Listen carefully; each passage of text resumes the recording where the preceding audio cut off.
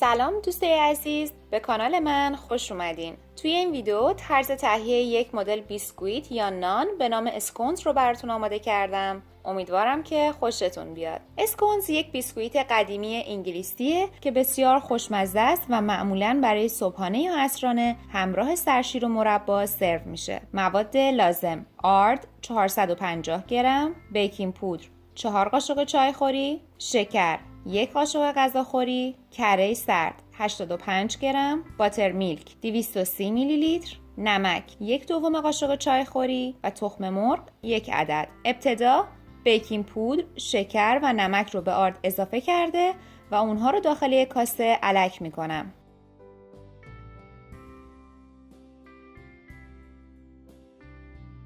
کره خرد شده سرد رو داخل کاسه ریخته و سعی میکنم که کره و آرد رو خوب با هم مخلوط کنم تا توده های کره تو دست نیاد.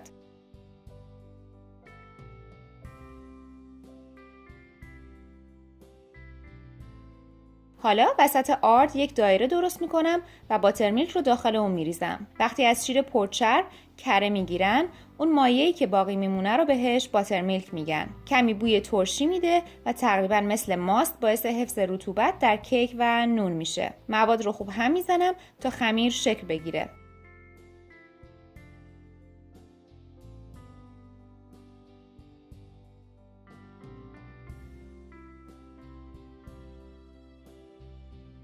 روی سطح کار کمی آرد میپاشم و خمیر رو با وردنه به قطر 3 سانت باز میکنم.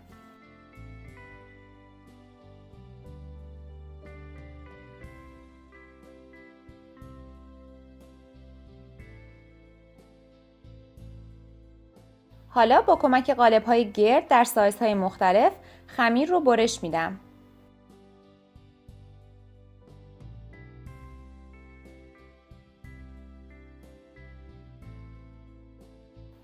اسکونز ها رو داخل سینی فر میشینم و روی اونها رو با تخم مرغ زده شده براش میکنم. سینی رو به مدت 10 الی 15 دقیقه یا تا زمانی که اسکونز ها کاملا طلایی بشن داخل فر با دمای 220 درجه سانتیگراد قرار میدم. همونطور که ملاحظه میکنید اسکونز های ما آماده هستن. من هم طبق سنت انگلیسی یه دونه اسکونز رو با سرشیر تازه خونگی و مربا آماده میکنم و میخورم.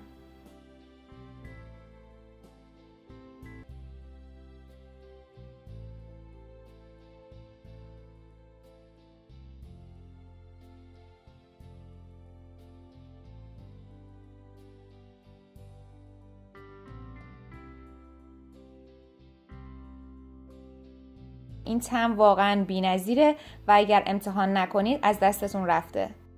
در ضمن طرز تهیه سرشیر خونگی یا همون کلارت کریم در کانال موجوده. از اونجایی که این خمیر با ورزیدن زیاد سفت میشه، من باقی مانده اون رو به همون صورت داخل فر گذاشتم تا بپزه و خیلی هم بامزه شد. امیدوارم که از این ویدیو هم خوشتون اومده باشه. همچنین خوشحال میشم که این ویدیو رو لایک کنید، با دیگران به اشتراک بذارید و برای دریافت ویدیوهای با کیفیت سابسکرایب کرده و عضو کانال بشید.